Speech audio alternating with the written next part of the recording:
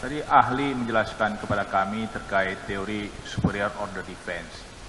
Saya jadi ingat sebuah kasus di mana ahli juga menjadi ahli psikologi forensik di perkara tersebut. Di kasus Ferdi Sambo, di mana ahli menjadi ahli psikologi forensik yang dihadirkan oleh Richard Eliezer. Pertanyaannya, Baik, jangan narasi terus, pertanyaan silakan. Baik. Dalam kasus tersebut mirip dengan kasus ini, yaitu sama-sama bawahan berlindung dengan dalil ada tekanan dengan dari atasan. Bisa ahli jelaskan kepada kami apa perbedaan yang sangat signifikan antara kasus Ferdi Sambo dengan kasus dengan terdakwa Bapak Ferdi Sambo? Dengan Bapak terdakwa Teddy Minahasa, maaf. Menurut saya ini adalah sebuah alat ukur. Ini alat ukur yang silakan diterapkan pada kasus per kasus. Tidak bisa pukul rata. Jadi majelis, ketika saya menyampaikan teori ini, superior order defense, ini tidak bermakna bahwa setiap terdakwa yang mengklaim bahwa dia melakukan sebuah perbuatan pidana karena perintah atasan, tidak serta-merta klaim itu harus diterima. Tidak. Tapi tetap harus diuji. Secara kebetulan, dalam kasus yang tadi saudara penasihat hukum sebut, yaitu Ferdi Sambo dan interaksinya dengan Richard Eliezer, secara kebetulan perspektif keilmuan ini memiliki kemiripan dengan penyikapan LPSK, Lembaga Perlindungan Saksi dan Korban, dan secara kebetulan juga memiliki kemiripan dengan putusan majelis hakim. Bahwa baik saya, ini secara kebetulan, baik saya maupun LPSK maupun majelis hakim memandang Richard Eliezer sebagai orang yang memang sudah menerima perintah secara objektif dari atasannya, namun dia tidak memiliki kemampuan, tidak memiliki kewenangan, tidak memiliki kesempatan untuk menolak, menghindar tekanan atau perintah atasan tersebut. Bahkan justru sebaliknya, dia berpotensi berhadapan dengan konsekuensi yang amat buruk sekiranya dia berani untuk menolak perintah atasannya. Dengan alur berpikir sedemikian rupa, maka sekali lagi secara kebetulan ada kesesuaian cara pandang bahwa Richard Eliezer seandainya dinyatakan bersalah, ada tanda petik pemakluman, terutama terkait dengan poin kedua, poin ketiga. Tidak ada kesempatan, tidak ada kemampuan, bahkan justru resiko buruk yang dia hadapi. Sementara pada perkara ini, izin majelis saya tidak tahu. Silakan diterapkan. Baik. Kami akan bungkus dalam bentuk pertanyaan-pertanyaan saja ya. Apabila ada seorang Kapolres setelah tertangkap melakukan transaksi narkotika, kemudian membuang semua kesalahannya kepada Kapolda atau atasannya dengan berbagai klaim. Misalnya dia bilang transaksi tersebut merupakan perintah atasan, kemudian dia mengaku takut kepada atasan. Tapi di sisi lain di ruang persidangan dia mengatakan kalau Kapolda lain pasti saya lawan. Bagaimana pendapat ahli terkait klaim dari Kapolres tersebut? Berdasarkan pernyataan yang disampaikan oleh saudara penasihat hukum, saya pikir ini relevan kembali kita uji dengan perspektif keilmuan tadi. SOD ini menjadi sebuah perspektif, menjadi sebuah alat uji yang relevan untuk menilai apakah klaim yang bersangkutan patut untuk diterima sebagai sesuatu yang nyata ataukah justru yang mengada-ngada. Persoalannya adalah dari ilustrasi yang tadi disampaikan oleh saudara penasihat hukum, ada dua hal yang bertolak belakang satu sama lain. Pada satu sisi, yang bersangkutan tadi saudara penasihat hukum sebutkan merasa takut. Itu perintah atasan, Kapolda, sementara yang bersangkutan adalah seorang Kapolres. Sebatas itu, maka paling tidak sudah tergambarkan poin pertama dan poin kedua. Ada instruksi atau ada perintah dan ketidakmampuan, ketidaksanggupan yang bersangkutan untuk menolak perintah tersebut. Namun ketika tadi saudara penasihat hukum menyebut bahwa orang yang sama mengatakan bahwa dia sanggup berhadapan dengan Kapolda lain, justru ini menjadi ambigu. Karena seolah-olah dia punya kemampuan, dia punya kesanggupan untuk menentang perintah dari orang yang pangkatnya, jabatannya lebih tinggi dari dirinya sendiri. Lantas kita memaknainya seperti apa? Dengan perilaku yang tidak konsisten satu sama lain macam itu, maka paling tidak patut dipertanyakan. Apakah benar klaim itu bisa diterima? Lebih-lebih kalau kemudian ada informasi tambahan, ada gambaran situasi tambahan terkait dengan butir ketiga. Adakah resiko buruk yang akan dia hadapi seandainya dia menolak perintah dari atasan? Kalau yang bersangkutan berani menghadapi atau menentang Kapolda yang lain, itu yang tadi dikatakan, maka saya bayangkan bahwa paling tidak ketika berhadapan dengan Kapolda yang lain, yang bersangkutan tidak akan mendapatkan risiko yang buruk atau sanggup menghadapi risiko yang buruk ketika dia menentang perintah Kapolda tersebut. Ada ketidakkonsistenan perilaku. Baik. Kalau seorang Kapolres dia tidak menjalankan tugas sesuai dengan perintah Kapolda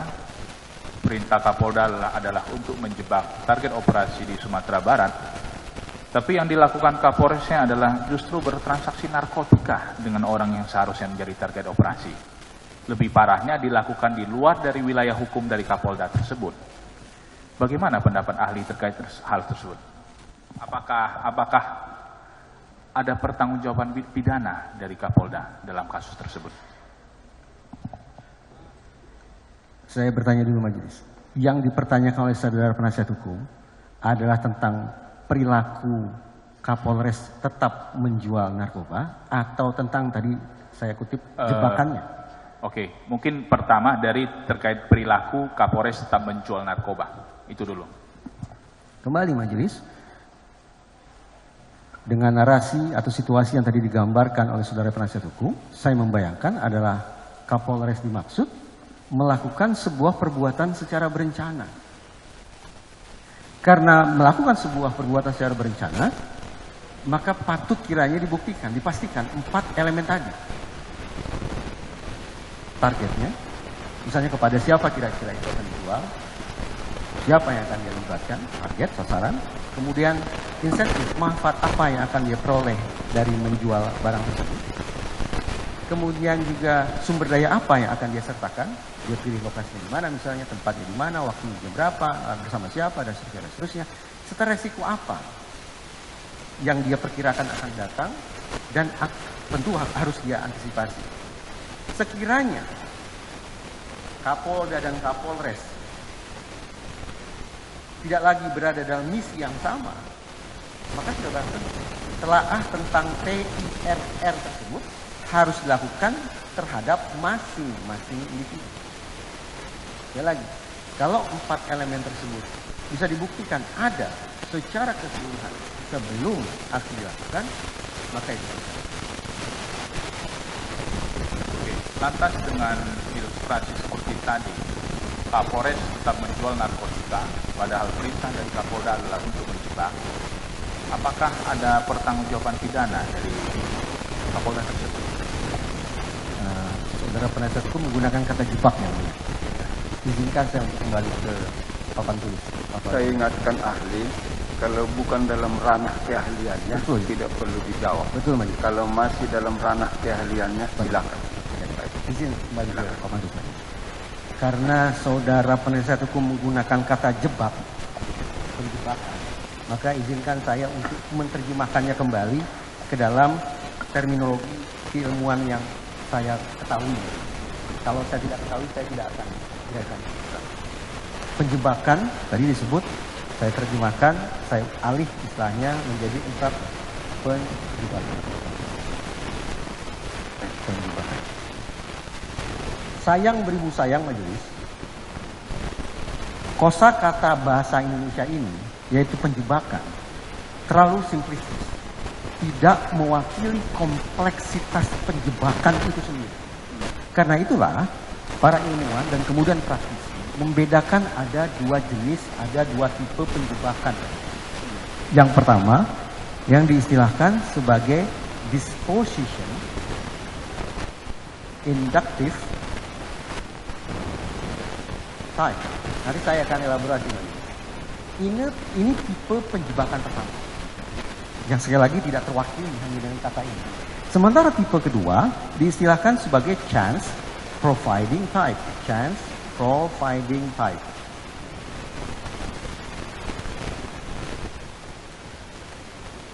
Apa perbedaan antara dua jenis penjebakan ini? Kalaulah tetap kita gunakan istilah penjebakan. Perbedaannya ada pada criminal intent,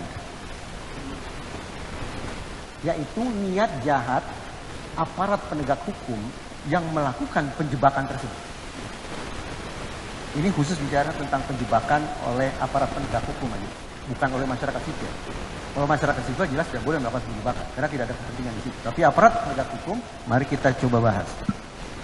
Perbedaannya terkait dengan criminal intent adalah pada penjebakan tipe pertama, yaitu disposition inductive type, orang yang akan dijebak sesungguhnya tidak punya criminal intent sama sekali, tidak punya niatan jahat sama sekali. Ambil contohnya, saya sehari-hari bekerja sebagai pengajar. Tidak ada pemikiran saya untuk kemudian mengisi periuk nasi dengan cara-cara melanggar hukum. Tapi kemudian ada oknum penegak hukum yang memancing saya sedemikian rupa, menjebak saya sedemikian rupa, sehingga saya melakukan perbuatan seperti yang dia inginkan. Saya nol, tidak punya niatan jahat, tapi saya terjebak. Itulah disposition inductive type. Saya tidak punya criminal intent, tapi terjebak melakukan perbuatan pidana.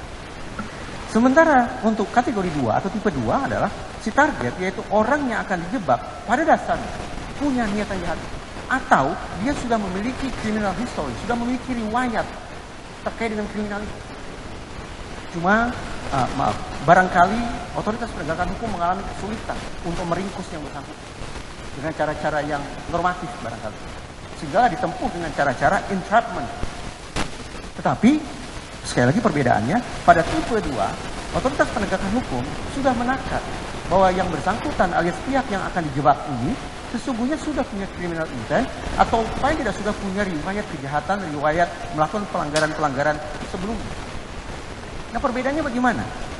Untuk yang pertama, majelis, ilegal.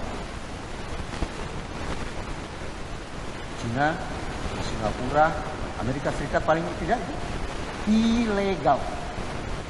Tapi untuk yang kedua, legal dan diterima oleh otoritas peradilan. Demikian. Alhasil kembali ke pertanyaan saudara penanya, ketika menanyakan apakah Kapolda yang misalnya punya misi penjebakan itu harus bertanggung jawab secara pidana, saya tidak tahu karena harus ditakar majelis. Apakah pihak yang bersangkutan, artinya Kapolda, bisa tidak menakar, bisa tidak memastikan bahwa pihak yang akan dia jebak punya atau tidak criminal intent. Kalau pihak yang akan dia jebak itu sesungguhnya tidak punya criminal intent, maka itu ilegal. Karena itu merupakan disposition inductive type. Tapi kalau Kapolda atau siapapun aparat penegak hukum itu bisa memastikan, bisa menakar bahwa pihak yang akan dia jebak sesungguhnya punya criminal intent, punya catatan-catatan buruk, catatan-catatan melanggar hukum, catatan-catatan terkait dengan kejahatan tertentu, maka mengacu pada praktik di sekian banyak negara, majelis, itu legal. Oke, demikian majelis. Baik, silakan duduk. Izin melanjutkan yang mulia. Silakan, lanjutkan. Ahli, apabila yang akan dijebak oleh Kapolda atau target operasi itu ternyata merupakan jaringan atau gembong narkoba, dari teori yang saudara ahli terangkan tadi, apakah artinya yang akan dijebak itu mempunyai criminal intent?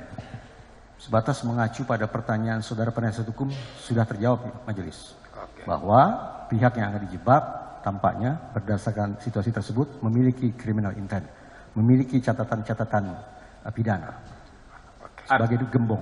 Artinya ahli menerangkan penjebakan dengan model seperti itu adalah legal. Mengacu praktik di sekian banyak negara itu legal. Dan izin majelis. Silakan.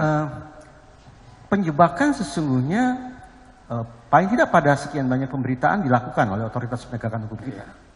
Bahwa ada aparat penegak hukum yang menyamar sedemikian rupa, kemudian melakukan penangkapan. Oh iya, izin majelis. Secara populer untuk tipe yang kedua diistilahkan juga sebagai sting operation. Operasi menyengat. Gotcha, artinya begitu si target memakan umpan, pap, saat itu juga langsung ditangkap. Itu gotcha, sting operation, itu bahasa populer. Tapi ini istilah yang menurut saya lebih ilmiah ketimbang itu. Jadi ketika bisa dipastikan bahwa criminal intentnya memang ada, atau ada riwayat-riwayat pidana, riwayat-riwayat kejahatan, riwayat kriminalitas, maka tampaknya itu masuk tipe 2, legal. Oke. Kami tertarik pada penjelasan ahli sebelumnya terkait teori TIR tadi ya, TIRR ya, yang halaman sebelumnya. Sompangnya begitu. Kapolda tidak tahu, tidak pernah melihat wujud dan fisik dari narkoba. Tidak pernah juga dikirimkan laporan foto, video dari Kapolres. Tidak pernah menentukan harga jual beli, tidak pernah menentukan lokasi jual beli, tidak pernah mengatur pertemuan. Bahkan Kapolda tidak pernah menerima uang dari hasil transaksi Kapolres dengan wanita yang seharusnya jadi target operasi. Pertanyaan kami adalah mengacu pada teori TIR tadi yang saudara ahli jelaskan, apakah Kapolda tersebut memenuhi unsur sebagai pelaku perencanaan? Saya izin bertanya dulu majelis. Karena tadi saudara penasihat hukum mengatakan pertemuan. Itu pertemuan apa? Pertemuan siapa? Oke. Pertemuan antara Kapolres dengan wanita yang seharusnya menjadi target operasi, tapi Kapolres itu justru jualan dengan wanita tersebut, berdagang. Tidak menentukan harga, tidak pernah melakukan pertemuan, tidak menentukan lokasi. Apalagi tadi satu lagi, Pak? Oke, tidak pernah dilaporkan wujud dan fisik dari narkoba, tidak pernah menerima uang. Tidak pernah menerima uang, baik. Izin majelis, seandainya situasinya adalah seperti yang dikatakan oleh saudara penasihat hukum, maka tidak menentukan harga, kemudian tidak pernah melakukan pertemuan, artinya tidak ada konsolidasi terhadap resources yang dia punya, dan juga tidak mendapatkan uang, berarti tidak mendapatkan tidak mendapatkan insentif, maka paling tidak mengacu pertanyaan atau gambaran situasi penasihat hukum tadi, ada sejumlah elemen yang tidak tersedia. Sebagaimana yang saya katakan tadi majelis, 4 elemen tadi harus tersedia secara keseluruhan sebelum aksi dilakukan. Itulah rasionalitas penuh dalam sebuah perencanaan kejahatan. Konsekuensinya, karena ada beberapa elemen yang tidak tersedia di situ, maka kembali, sebagaimana saya katakan tadi, patut dipertanyakan, benarkah ada sebuah perencanaan? Benarkah ada perbuatan dimaksud? Baik, saya lanjutkan. Dalam hal seorang Kapolda, dia menduga anak buahnya, Kapolresnya, melakukan perbuatan melawan hukum. Katakanlah diduga menjual narkotika kepada orang yang semestinya adalah target operasi dari Kapolda tersebut. Kemudian sebagai langkah preventif, karena institusi kepolisian kita tahu adalah institusi yang vertikal, kemudian Kapolda memerintahkan kepada anak buahnya untuk tarik barang, batalkan dan musnahkan. Dari kronologi seperti tadi, bagaimana pendapat ahli? Apakah Kapolda itu masih sebagai pelaku perencana, mungkin dituduh sebagai bandar, pengendali, atau penjual narkoba? Saya akan meninjau begini majelis. Dalam setiap aksi kejahatan, paling tidak ada 2 misi. Dalam setiap aksi kejahatan paling tidak ada 2 misi. Misi pertama adalah merealisasikan visi. Misi yang kedua adalah menghindari pertanggungjawaban hukum. Itu misi kedua. Situasi yang digambarkan oleh saudara penasihat hukum tadi tampaknya relevan untuk saya berikan tanggapan terkait dengan misi pertama aksi kejahatan, yaitu merealisasikan visi. Maksud misi pertama merealisasikan visi adalah apabila seseorang punya target mencabut nyawa orang, membunuh, maka pada misi pertama dia harus menampilkan segala macam bentuk perbuatan yang linear, yang pada akhirnya bisa membuat orang kehilangan nyawanya. Target itu kehilangan nyawanya. Demikian pula, contoh lain, apabila visinya adalah mendapatkan uang dengan cara mencopet, maka misi pertama, si calon pencopet ini sudah harus menampilkan sekian banyak perbuatan yang linear agar dia berhasil mencopet properti orang, dompet orang. Kalau dikaitkan dengan narkoba, maka sudah visinya adalah menjual narkoba. Berarti yang bersangkutan harus menampilkan segala perbuatan yang berujung pada terjualnya narkoba. Namun ketika tadi saudara penasihat hukum mengatakan apa? Tarik barang, batalkan dan musnahkan. Tarik barang, batalkan, musnahkan. Saya menilai itu sebagai perbuatan yang tidak linear. dengan visi kejahatan. Jadi kalau visinya sekali lagi adalah jual narkoba, ini misalnya majelis, visinya jual narkoba, maka yang bersangkutan semestinya menampilkan segala perbuatan yang berujung pada terjualnya narkoba. Kalimat yang disebut oleh saudara penasihat hukum tadi, saya pandang bukanlah kalimat yang linear yang menuju atau mengantarkan orang ini kepada situasi terjualnya narkoba. Justru berlawanan arah. Baik, masih dengan ilustrasi tadi, katakan setelah ada perintah tarik barang, batalkan dan musnahkan, beberapa minggu kemudian masih terjual ternyata narkotika itu. Tapi belakangan terungkap bahwa si Kapolres ini sedang butuh uang untuk mengurus jabatan jadi kombes.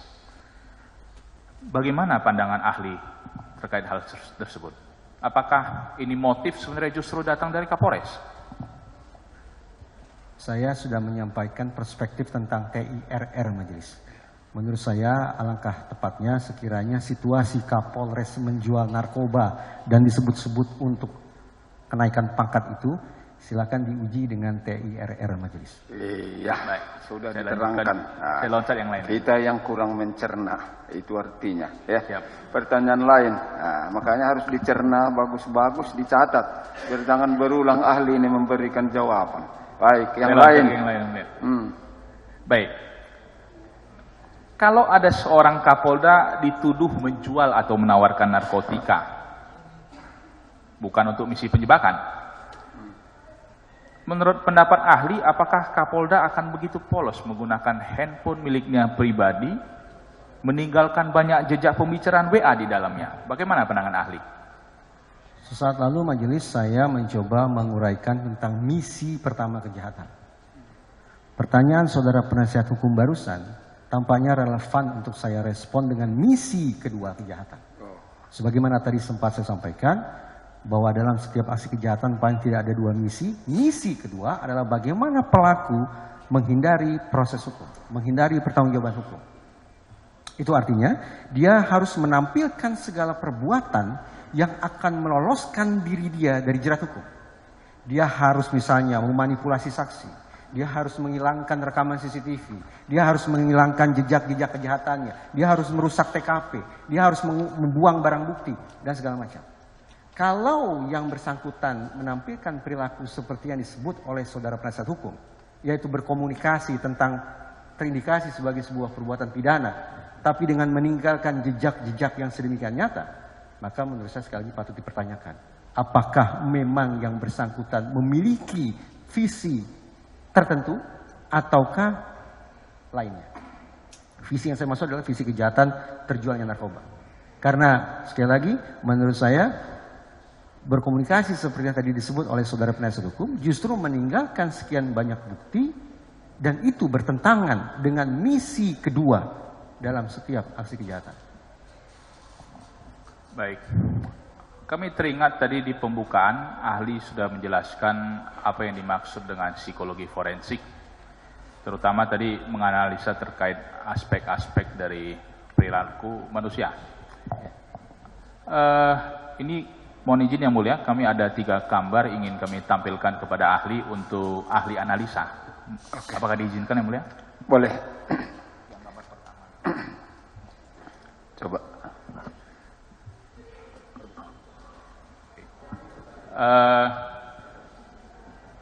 Saudara ahli, dari gambar yang di depan kami sampaikan, kami tayangkan, apa yang bisa saudara tafsirkan?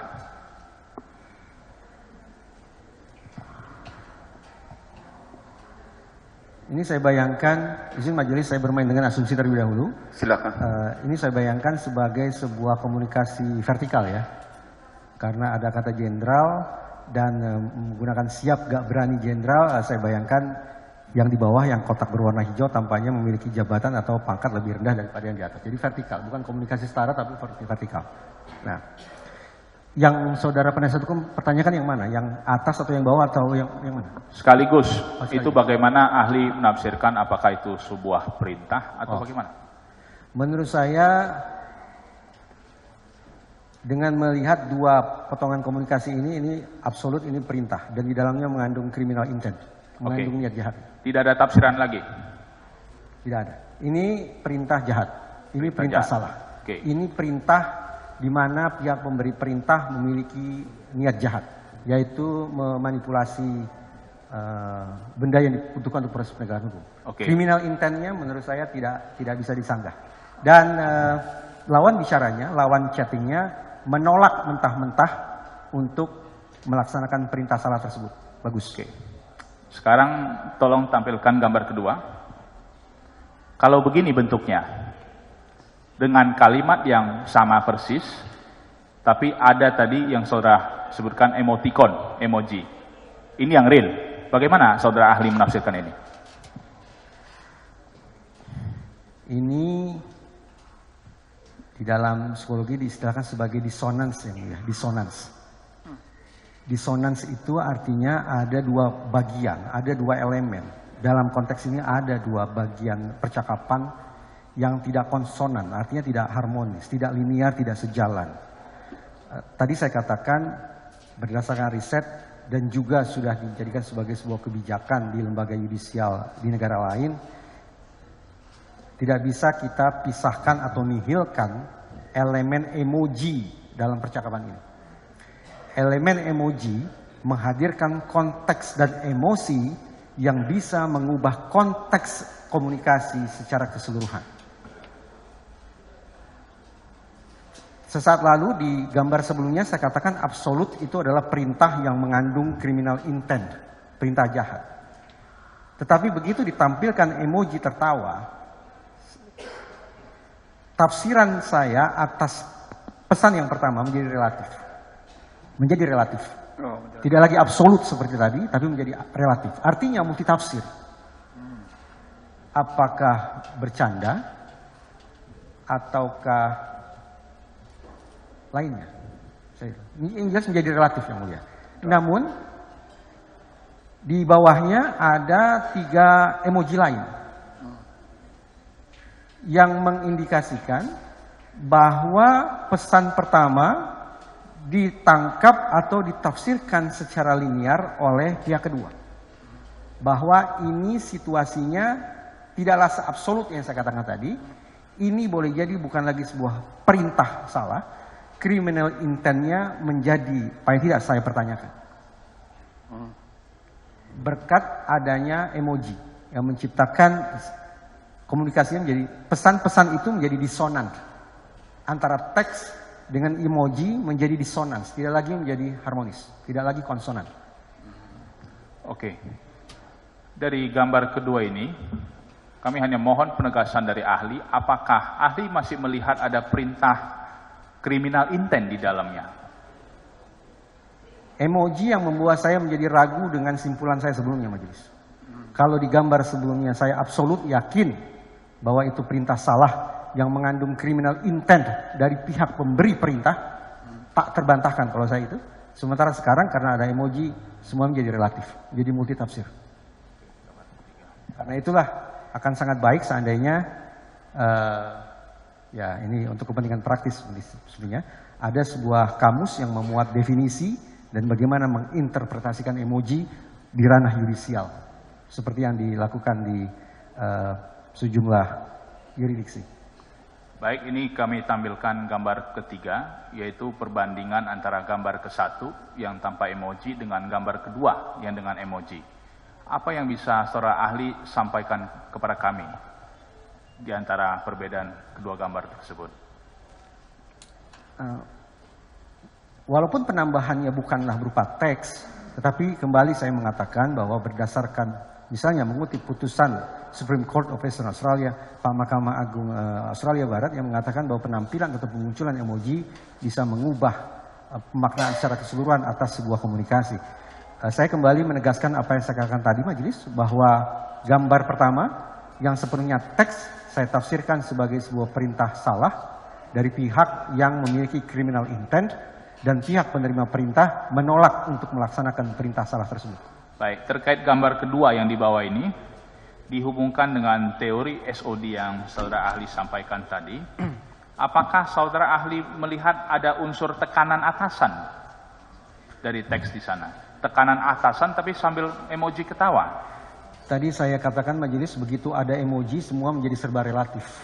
Saya tidak lagi secara absolut akan mengatakan ini sebuah perintah yang salah, tapi menjadi relatif. Baik, udah bisa ditarik itu kan? Udah sampai 3 kali dijawab itu. Yang pertama absolut, dengan adanya emosi itu menjadi relatif. Ya, cukup di sana. Yang lain? Yang lain yang mulia.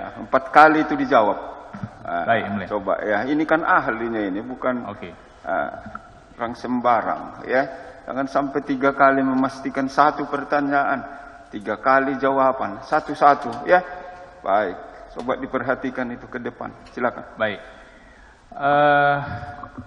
Dalam hal adanya laporan hasil pemeriksaan digital forensik, tapi isinya sengaja dibikin secara sampling, jadi tidak utuh, dipenggal-penggal, dipilih hanya tanggal-tanggal tertentu yang menurut si pembuat laporan itu adalah hasil koordinasi dari penyidik. Yang ditampilkan itu hanya dari 979 percakapan, hanya kurang dari 10% yang ditampilkan, hanya sekitar 88 percakapan. Bahkan menurut pengakuan pemeriksa, itu adalah hasil ketikan manual yang bisa diedit. Bagaimana saudara ahli memandang hasil digital forensik yang demikian? Izin bertanya dulu majelis. Pesannya ada berapa ribu, berapa ratus tadi? Ini hanya sampel, sebenarnya ada yang lebih banyak kalau kita kumpulkan. 979 percakapan, tapi hanya 88 percakapan yang dimuat dalam laporan. Ada 900-an percakapan, tapi kemudian yang dimuat hanya 88, kurang dari 10%. Kurang dari 10%. Majelis, dalam sebuah setting pemeriksaan, psikologi forensik mencoba menakar kualitas informasi yang diberikan oleh terperiksa. Di dalam psikologi forensik, informasi, keterangankah itu, kesaksian matakah itu, pengakuankah itu, atau sejenisnya, dikatakan berkualitas apabila memenuhi 2 sifat, yaitu lengkap dan akurat. Sesederhana itu. Jadi informasi dari sudut pandang psikologi forensik dikatakan berkualitas, kualitasnya bagus, positif, manakala lengkap dan akurat. Kalau ternyata kemudian informasinya tidak lengkap, tambah lagi tidak akurat, maka tersedia alasan bagi saya untuk mengatakan informasi tersebut tidaklah berkualitas. Dalam, ini hanya ilustrasi umum majelis. Dalam contoh-contoh tentang bagaimana barang bukti itu tidak disajikan secara lengkap dan akurat, muncullah istilah forensic fraud. Izin boleh saya tulis? Baik, silakan.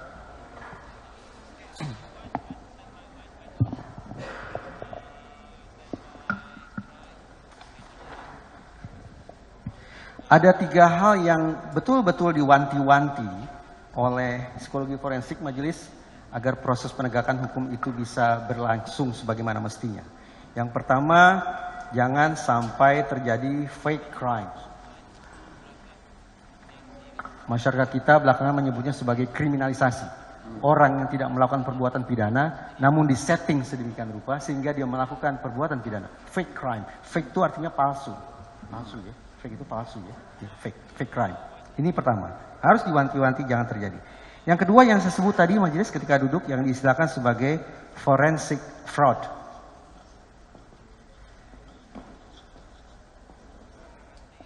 Memang menjadi sangat serius ya sebutannya. Bahwa barang-barang bukti direkayasa, dimanipulasi, diubah sedemikian rupa sehingga mempengaruhi proses penegakan hukum. Forensic fraud terhadap bukti-bukti forensik. Fraud sendiri secara harfiah bermakna sebagai penipuan. Maknanya adalah sekali lagi terjadi perubahan sedemikian rupa terhadap barang-barang bukti, terhadap bukti-bukti forensik yang menyimpangkan proses penegakan hukum. Dan yang ketiga, yang juga sangat rawan adalah terjadinya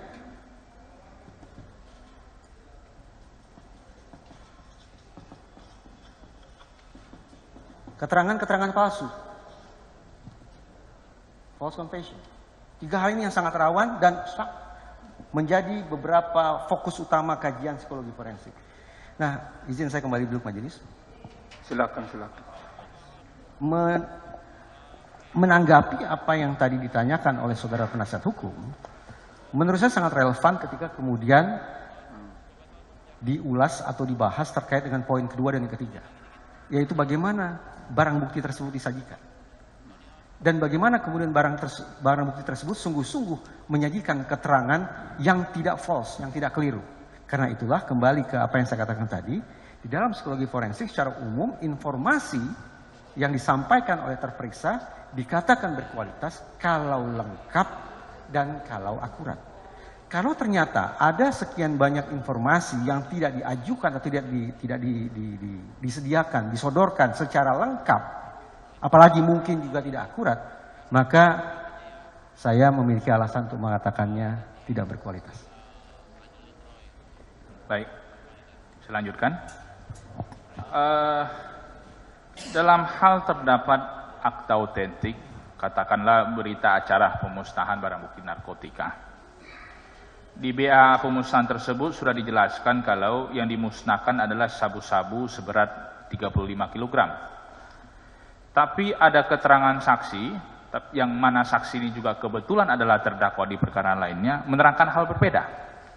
Yang diterangkan oleh saksi adalah yang dimusnahkan itu adalah 30 kg sabu-sabu, sisanya adalah 5 kg tawas.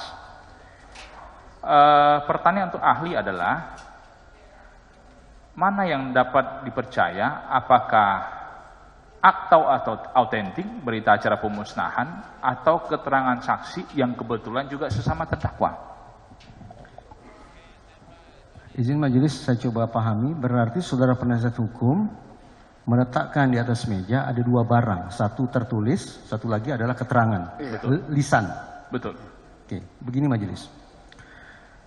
Psikologi forensik sudah sampai pada sebuah simpulan bahwa barang yang paling merusak proses penegakan hukum, barang yang paling merusak proses pengungkapan kebenaran, barang yang paling merusak proses persidangan adalah keterangan. Kenapa? Karena keterangan berangkat dari daya ingat manusia.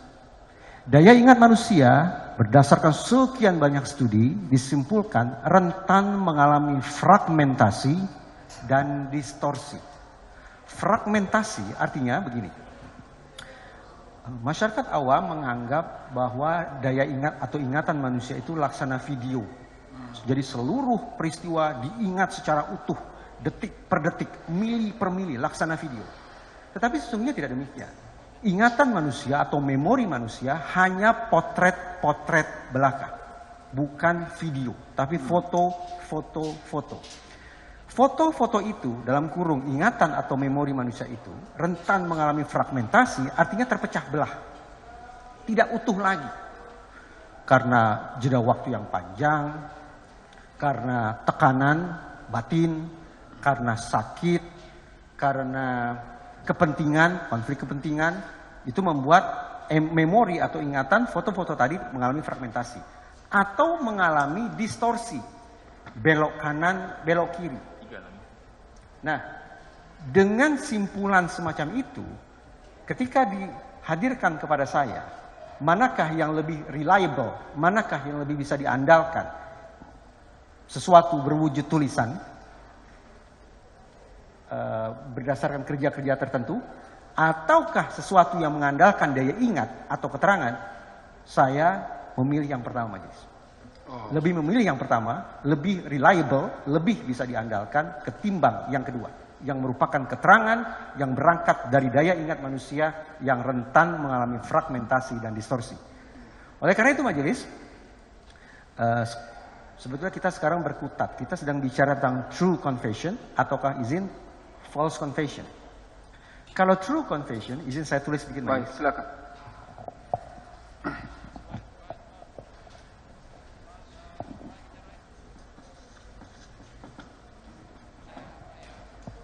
Ini keterangan yang benar, yang nyata adanya. True confession. Kalau sudah true tidak jadi soal.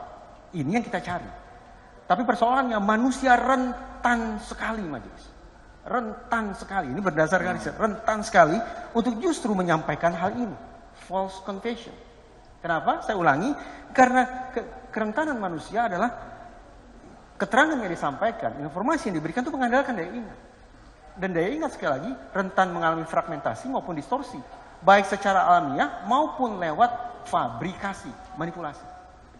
Kalau secara alami, izin majelis saya dulu. Kalau secara alami misalnya seseorang memberikan keterangan yang salah, false confession, secara alami karena apa? Karena kepikunan misalnya.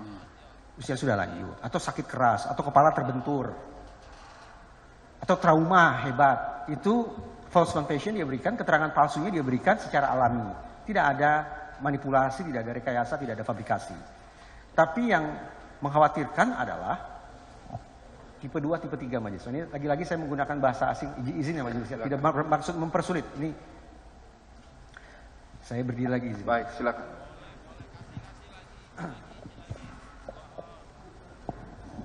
False confession ada 3 jenis majelis. Yang pertama yang disebut sebagai voluntary false confession. Voluntary false confession. Kita tidak bicara true confession majelis, tapi kita bicara tentang false confession. Tipe pertama adalah voluntary false confession. Ada orang-orang yang memberikan keterangan yang salah, memberikan informasi yang palsu, yang tidak sesuai dengan kenyataannya secara sukarela. Secara sukarela. Kenapa? Tadi saya katakan entah sakit, entah pikun, kepala terbentur, trauma hebat, punya kepentingan-kepentingan pribadi, tanpa pengaruh eksternal sama sekali, dia memberikan informasi yang salah, yang keliru, yang palsu secara sukarela. Yang kalau ini kita maklumi lah, secara sukarela dalam pengertian, ya kalau orang sudah sakit, sudah pikun, kita mau apakan lagi gitu ya. Kecuali kalau kita bicara konflik kepentingan, yang lagi ini persoalannya. Tapi yang paling merisaukan adalah kalau kita bicara tentang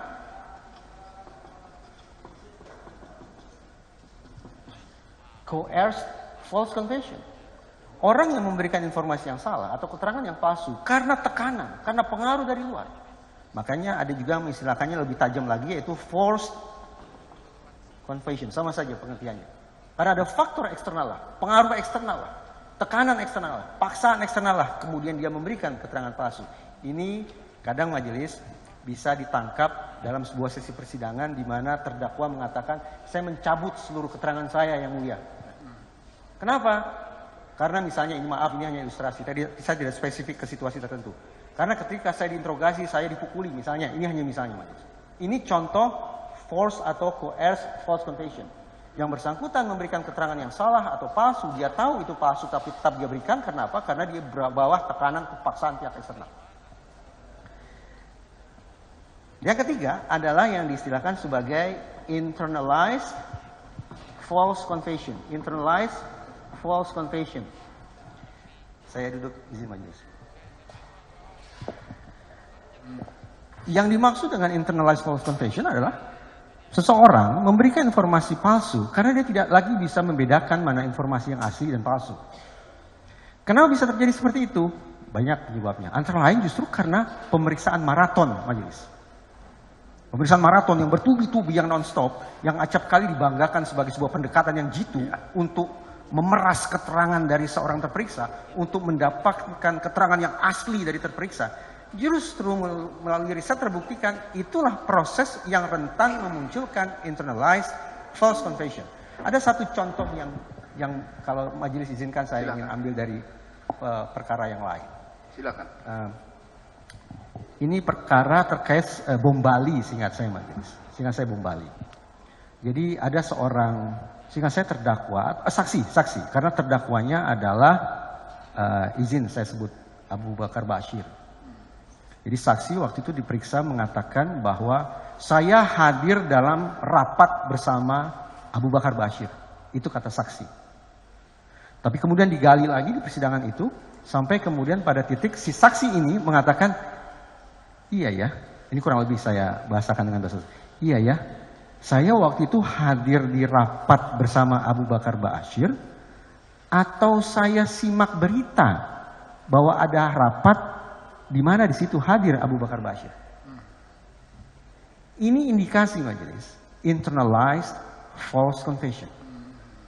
Seorang interrogator tidak harus mengintimidasi, tidak harus membujuk rayu agar seseorang memberikan keterangan palsu, tidak. Itu termasuk tipe 2 berarti. Tapi pemeriksaan yang terus-menerus bertubi-tubi, berkepanjangan, bisa menenggelamkan seorang diperiksa untuk kemudian menyampaikan keterangan yang palsu berupa internalized false confession. Apapun tipenya majelis, baik tipe pertama yaitu voluntary atau tipe kedua yaitu coerced atau tipe yang ketiga atau internalized, ini menunjukkan kepada kita betapa daya ingat manusia sangat rentan mengalami fragmentasi dan distorsi. Kembali ke pokok persoalan, lantas mana yang saya lebih andalkan? Apakah yang pertama tertulis tadi ataukah keterangan yang mengandalkan daya ingat? Saya mengandalkan yang pertama. Oke.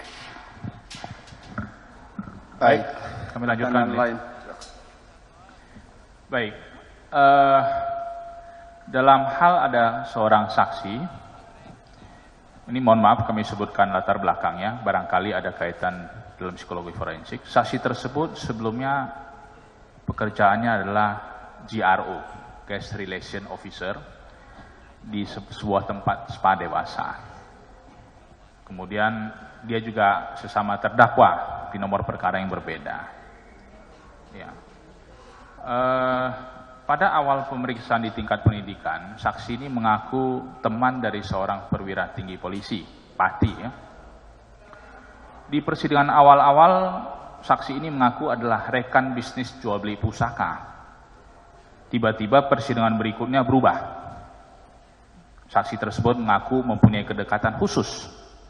Sidang baru lagi, berubah lagi. Pernah tidur bareng. Sidang lagi, kawin siri. Kemudian sampaikan juga ada anak, nggak tahu apakah hasil hubungan dari mana, tapi diakuin dari sang patipori. Anaknya katanya akan menjadi saksi, tapi sampai sekarang kita belum kelihatan batang hidungnya. Kita juga pengen tahu apakah mirip atau tidak. Mungkin sidang berikutnya saksi ini akan menceritakan dia sudah punya cucu dari patipori. Pertanyaannya. Oke. Pertanyaan adalah, di sisi lain, saksi ini menerangkan hal yang terak belakang. Dari yang awalnya katanya kedekatan khusus, tapi saksi ini mengatakan misi Laut Cina Selatan saya yang batalkan. Saya minta penyelundupnya lari karena diminta jatah penyisihan oleh seorang patipori.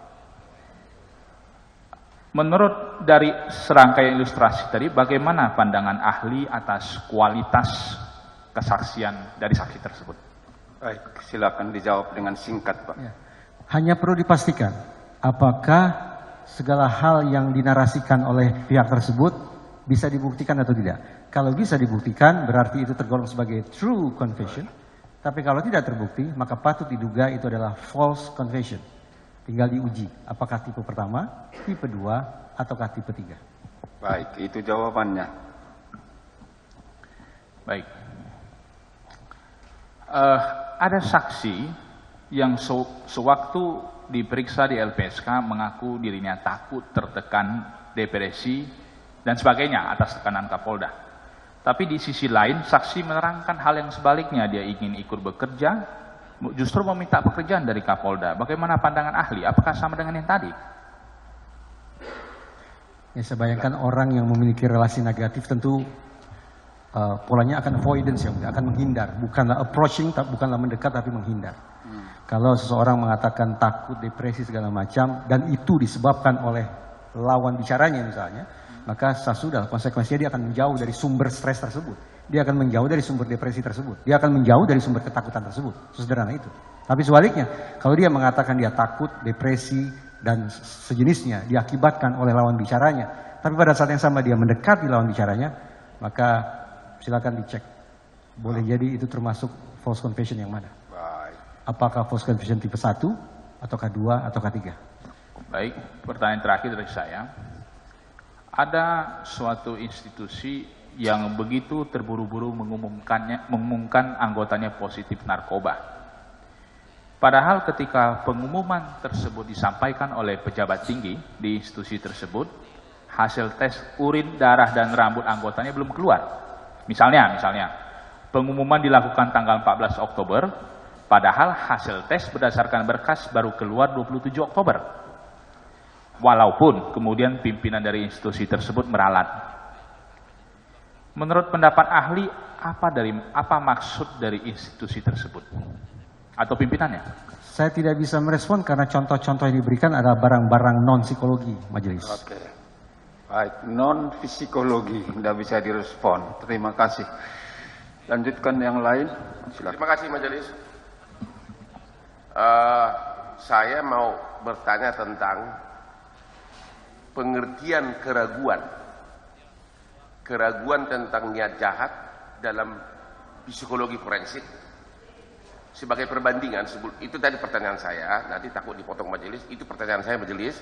Sebagai perbandingan, di dalam praktek hukum, apabila ada keraguan, maka hakim tidak boleh menvonis. Anda mungkin tahu di Amerika, beyond reasonable doubt, tidak boleh ada ragu-ragu. Oke, pertanyaan saya sekarang dari segi psikologi forensik. Kalau seorang jenderal dari awal dia dipersalahkan karena isi chatting, inilah misalnya isi chatting tersebut. Akan tetapi kalau dibaca isi chatting tersebut secara keseluruhan, ada berbagai penafsiran, berbagai arti-arti. Contoh tadi, yang pertama ahli sudah menyatakan contohnya ada emoji, ya, ada emoji itu satu.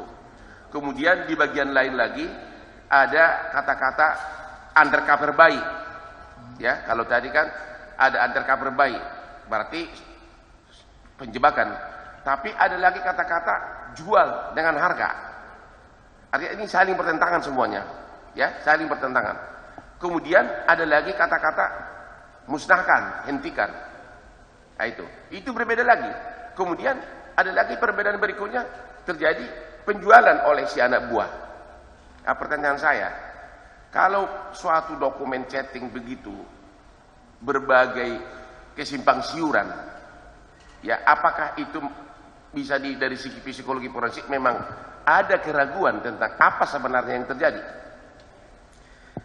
Sudah. Ya.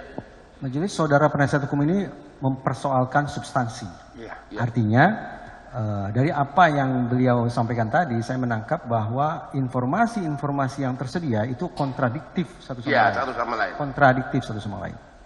Dari satu itu saja sudah ada persoalan majelis, bahwa ternyata perilaku dalam kurung pesan-pesan komunikasi itu tidak linear ke satu titik. Kalau kita ingin mengatakan ada seseorang ingin melakukan sebuah perbuatan pidana, visinya adalah perbuatan pidana tertentu, maka tadi saya katakan misinya pertama adalah menampilkan perbuatan, menyampaikan pesan-pesan yang linear ke arah terrealisasinya visi kejahatan itu. Tapi kalau ternyata banyak yang tidak linear, maka pada misi kejahatan pertama pun sudah ada persoalan. Itu pertama. Yang kedua, tanpa bicara tentang substansi, saya akan terlebih dahulu melakukan penakaran terhadap kualitas informasi itu sendiri. Apakah lengkap atau utuh? Dan apakah akurat? Kalau tidak lengkap, apalagi kalau tidak akurat, saya ingin tahu apa penyebab ketidaklengkapannya. Tadi, saudara penasihat hukum yang pertama, ini saya kaitkan tidak apa-apa ya, saya kaitkan tidak apa-apa. Saudara penasihat hukum pertama menyebut kata sampling. Apakah ini termasuk sampling yang saudara katakan ini sampling informasi, sampling data gitu? Dipenggal-penggal ya. Ya. Sampling ya. Tapi maksud saya, ya, kalau dipenggal-penggal tadi kan udah jelas saksi ahli mengatakan itu tidak berkualitas. Ya. Kalau saya itu fokus ke redaksional. Ya, substansinya jadinya kan? Ya, redaksional kata-kata apakah perbuatan itu terjadi, kita tidak bang tahu. Dari segi redaksi chatting tersebut memang berantakan gitu loh. Tadi sudah sempat saya singgung majelis, dengan satu contoh emoji saja, itulah contoh informasi yang disonan, yang tidak lagi harmonis satu sama lain. Semuanya menjadi serba relatif, tidak ada kepastian. Kalau kemudian diminta untuk memutuskan apa, berarti ini A atau B. Saya akan penuh keraguan-raguan untuk mencapai pada titik kesimpulan itu. Jadi kalau redaksinya saling kontradiktif seperti itu, berarti semuanya serba tidak pasti, ada keraguan. Kalau kontradiktif, tambah lagi kalau tidak lengkap dan tidak akurat. Semakin parah. Ditambah lagi kalau kejadiannya begini. Tadi kan si jenderalnya yang dituduh inisiatif untuk melakukan penjualan. Tahu-tahu kemudian pada waktu periode penjualan misalnya 3 Oktober, antara anak buah ini saling menyalahkan. Yang satu mengatakan kamu yang inisiatif, yang satu mengatakan kamu. Semakin kontradiktif lagi, apakah itu memperkuat bahwa memang ini tidak berkualitas dokumen ini? Demikian majelis. Saya kembali ke yang saya katakan tadi. ketika data atau informasi itu sudah kontradiktif, itu sudah jadi persoalan serius. Lebih mundur lagi, persoalannya adalah pada ketersediaan data itu sendiri. Saya bahkan tidak usah masuk ke isinya, tidak usah masuk atau membahas substansinya. Ketersediaan informasi atau data itu sendiri pun problematis ini. Dengan demikian, apakah Anda setuju bahwa pengertian beyond reasonable doubt, di luar keraguan-raguan, dalam psikologi forensik maupun dalam hukum, itu pada rasanya tidak jauh beda? Ini mengingatkan saya pada yang saya katakan di bagian awal kehadiran saya di sini. Psikologi forensik itu menghamba, mendukung, supporting system bagi proses penegakan hukum. Apa-apa yang dikatakan oleh penasihat hukum terkait dengan beyond reasonable doubt itu berkelindan, berkesesuaian dengan temuan psikologi forensik. Ya. Jadi tidak ada yang bertentangan antara simpulan dalam psikologi forensik dengan ketentuan beyond reasonable doubt dalam hukum. Oke, tidak ada pertentangan. Ya? Tidak ada pertentangan. Pertanyaan berikutnya, dengan demikian kalau terjadi keraguan dari segi psikologi forensik, apakah dengan demikian tidak boleh seseorang dinilai telah melakukan perbuatan A atau perbuatan B? Kembali silakan ditakar majelis. Saya tidak akan merespon itu secara spesifik. Artinya ada sekian banyak perspektif yang sudah saya sampaikan. Itu hak silakan Anda sebagai diterapkan. ahli. Ya. Iya. Silakan diterapkan. Yang disumpah adalah ahli. Ya. Pertanggungjawaban Kalau itu sebentar demikian. Kalau sudah tidak bisa, jangan Terima dijawab. kasih. Jangan dipaksakan. Kepada penasihat hukum juga sudah 3 kali itu berulang menyatakan begini. Informasi berkualitas itu kan sudah dijawab tadi, lengkap dan akurat. Nah, saudara sendiri menyimpulkan apakah itu sudah akurat dan lengkap, nah, berarti berkualitas, kan begitu. Lagi diulang dia menyatakan itulah yang disampaikan oleh ahli, bukan saksi fakta. Silakan yang lain. Terima kasih, saya belum memaksakan apapun, baru sekali bertanya majelis tentang itu. Iya, tapi udah sama dengan penasihat hukum yang satu tadi. Oke. Itu. Kalau gitu pertanyaan saya begini. Silakan. Saya berhalus. Apakah ahli setuju kalau memang ada keraguan dari chatting-chatting tadi, apakah itu dengan demikian tidak bisa ditarik suatu kesimpulan? Saya tidak akan menarik kesimpulan dari pasokan atau ketersediaan data yang menurut saya tidak berkualitas. Terima kasih. Pertanyaan beralih ke yang lain. Saya mau kasih contoh begini. Tentang bahayanya suatu chatting yang dipenggal-penggal.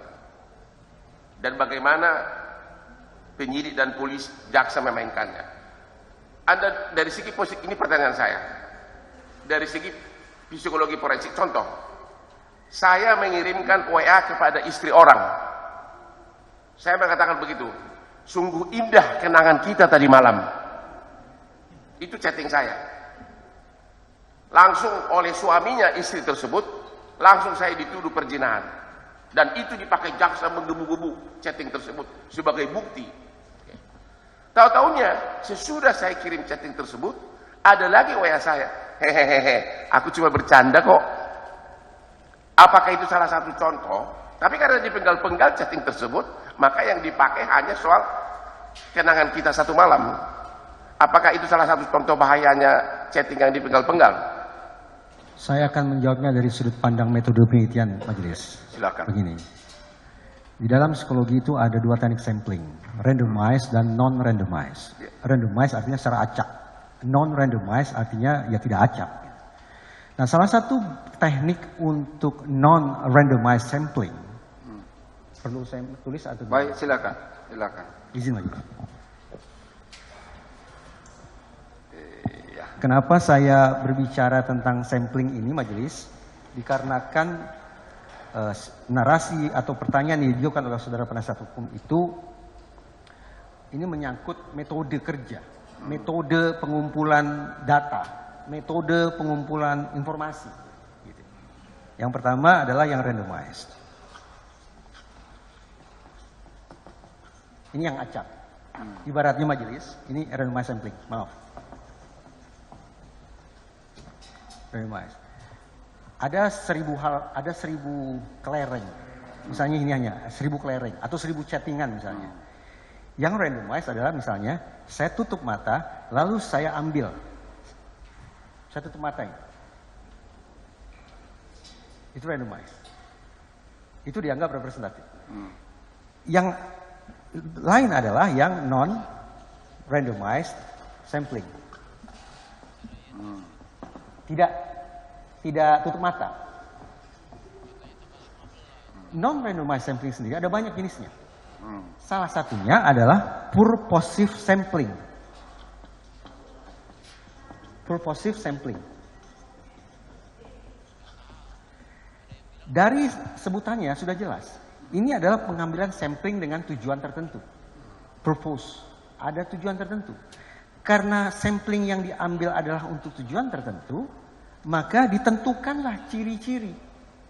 Ditentukanlah kriteria. Mana data yang mau diambil dan mana data yang tidak diambil. Mana data yang relevan sesuai dengan ciri-ciri tertentu dan mana yang tidak relevan. Misalnya, karena saya ingin mengetahui atau meneliti tentang kelereng yang berwarna merah, maka saya harus pastikan dari 1000 kelereng itu yang saya ambil hanyalah kelereng berwarna merah. Nah, persoalannya majelis, izin saya duduk. Silakan. Karena sudah ditentukan ciri-cirinya oleh pihak yang akan melakukan sampling tersebut, maka tidak tertutup kemungkinan ada potensi bias. Yaitu si pengambil sampel mengambil sampelnya hanya sesuai dengan ciri-ciri yang sudah dia tentukan sendiri. Sebetulnya tidak salah juga, dalam penelitian tidak salah. Tapi kalau kemudian konteksnya adalah karena ini penegakan hukum, maka saya pikir perlu kehati-hatian ekstra ketika melakukan sampling tersebut. Jadi tadi katanya ada hampir 1000 chat ya? 900-an chat, kemudian yang diambil hanya 10%-nya. Apa? Oh, kurang dari 10%-nya. Baik, saya ulangi. Ya. Yang disampaikan tadi ada sampelnya 979, yang ditampilkan hanya sekitar 88. Ya. Itu pertanyaan mereka. Ya. Kan jadi pertanyaan majelis, izin majelis. Silakan. Dari 900-an itu, kenapa yang diambil hanya 88? Kenapa hanya 88? Saya mungkin keliru majelis. Saya tidak membayangkan bahwa 88 itu oleh otoritas penegakan hukum diambil secara random, tutup mata, ambil chat ini, ambil chat ini, chat ini. Saya khawatir tidak bermakna jadinya. Tapi agar informasi yang diambil itu bermakna, maka sekali lagi, tidak tertutup kemungkinan ditentukan cirinya. Mana yang mau kita ambil? Sesuai dengan purpose-nya, sesuai dengan tujuannya. Mungkin bias, menjadi terbuka kemungkinan bias. Karena barangkali kekurang tepatan dalam pengambilan sampel. Potongan chat mana diambil dengan pendekatan atau metode yang barangkali tidak begitu pas. Barangkali. Baik, lanjutkan, masih ada lagi, silakan. Tadi sudah ahli membahas tentang dua contoh di mana tidak boleh diambil kesimpulan kalau terjadi keraguan-raguan. Beyond reasonable doubt yang dianut di semua pengadilan di negara beradab. Yaitu antara lain kalau dipenggal-penggal, kemudian redaksinya saling bertentangan. Nah, sekarang itu dua contoh. Sekarang saya mau kasih contoh yang ketiga. Apakah ini termasuk beyond reasonable doubt atau tidak, sehingga tidak boleh diambil kesimpulan? Ini kaitannya dengan katanya. Contoh begini. Seorang Kapolsek mengatakan bahwa dia menjual narkoba 1 kilogram. Katanya ini milik jenderal. Masalahnya lagi, narkoba tersebut tidak pernah diketemukan. Pemakainya siapa? Apakah ada yang positif pada narkoba tersebut? Barang buktinya pun tidak ditemukan. Hanya kata Kapolsek, katanya ini barang jenderal. Sedangkan si Kapolsek tidak pernah bertemu dengan jenderal. Pertanyaan saya, apakah hal seperti ini juga alasan ketiga, beyond reasonable doubt tidak boleh langsung menjudge bahwa 1 kilogram tersebut adalah milik si jenderal? Katanya itu berarti hearsay. Hearsay ya? Ya, hearsay. katanya. Di barat itu namanya atau di kita saksi di audito. Baik. Ya. Saksi di audito. Testimonium di audito. Ya. Konon, Alkisah, Syahdan, gitu kan ya terjemahannya. Hearsay. Ini hanya untuk memudah, saya khawatir pengucapan saya tidak begitu jelas. hearsay, semuanya menjadi serba konon. Ini izin saya duduk kembali. Oke.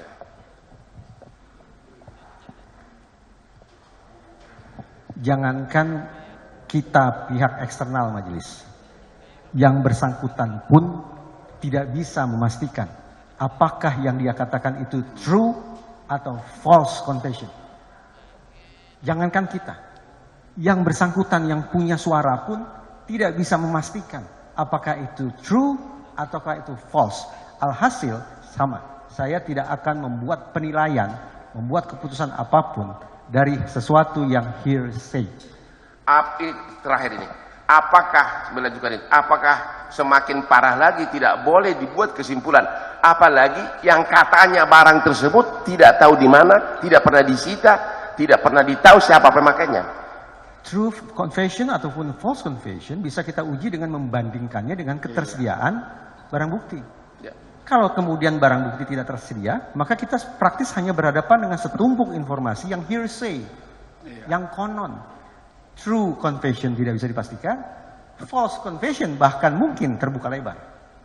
Terima kasih saksi. Hearsay itulah yang dikenal di kita testimonium de audito. Saya majelis selesai. Baik, makasih. Tunggu dulu kawan yang lain dulu. Masih ada? Jangan ada yang 2 kali, yang 1 sekali pun tidak. Ayo, masih ada yang lain, silakan. Saudara ahli, sistem of proof yang dianut di dalam KUH 185 ayat 6 itu menyebutkan bahwa hakim dalam menilai keterangan harus memperhatikan pula sikap dan cara hidup. Apakah dalam psikologi forensik cara hidup atau track record, misalnya seorang jenderal yang sudah begitu bagus track recordnya, tiba-tiba disamakan dengan seorang bandar narkoba? Bagaimana pendapat ahli mengenai hal itu? Saya tidak memiliki perspektif keilmuan untuk merespon di majelis. Kalau perspektif awam saya bisa merespon, tapi hadirnya saya di sini bukan sebagai awam. Baik. Dia tidak punya perspektif untuk itu sehingga dia tidak mau menjawab sesuai keahlian. Ganti pertanyaan yang lain. Cukup? Cukuplah ya, sudah banyak kali. Ada satu lagi. Kalau 2 gini ya, jangan lebih. Indonesia itu 2 gini loh. Bukan gini 2 ya, 2 gini. 1 gini. Oke, silakan. Ahli mudah-mudahan masih ingat terkait ilustrasi yang wanita mengaku mempunyai kedekatan khusus tadi. Karena wanita ini kebetulan juga terdakwa di perkara lainnya, apakah ahli melihat ini adalah arah untuk mengaburkan fakta? Tadi sempat saya sampaikan majelis, salah satu penyebab munculnya false confession adalah ketika terjadi konflik kepentingan. Misalnya, seorang yang merangkap 2 status sekaligus. Dia adalah saksi sekaligus dia adalah terdakwa. Maka kita bisa bayangkan dia punya kepentingan untuk menyampaikan informasi yang akan menguntungkan posisi dia sebagai terdakwa.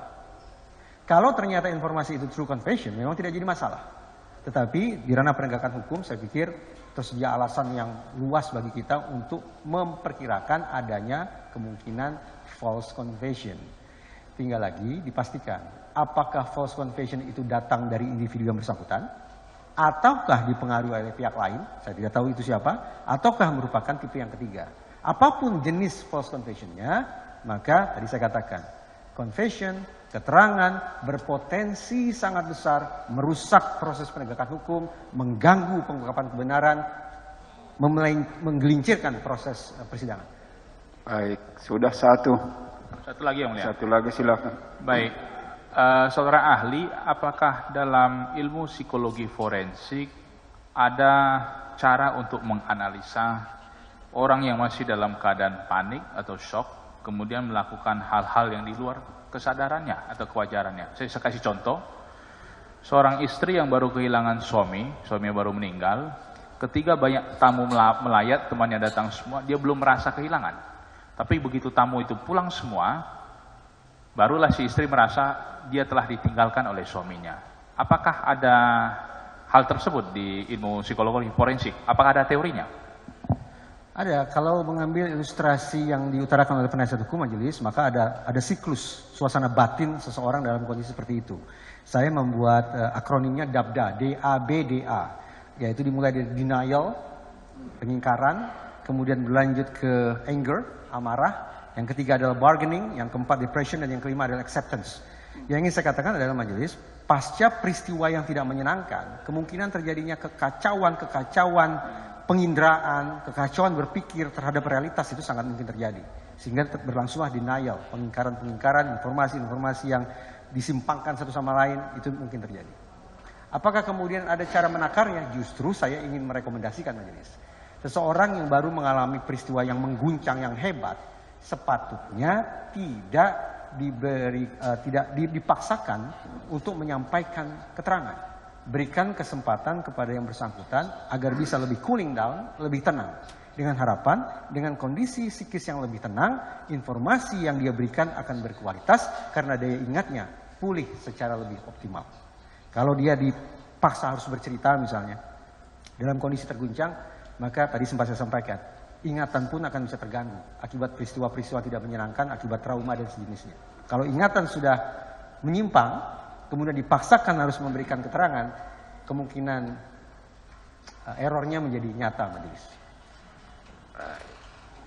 Cukup ya, cukup dari penasihat hukum.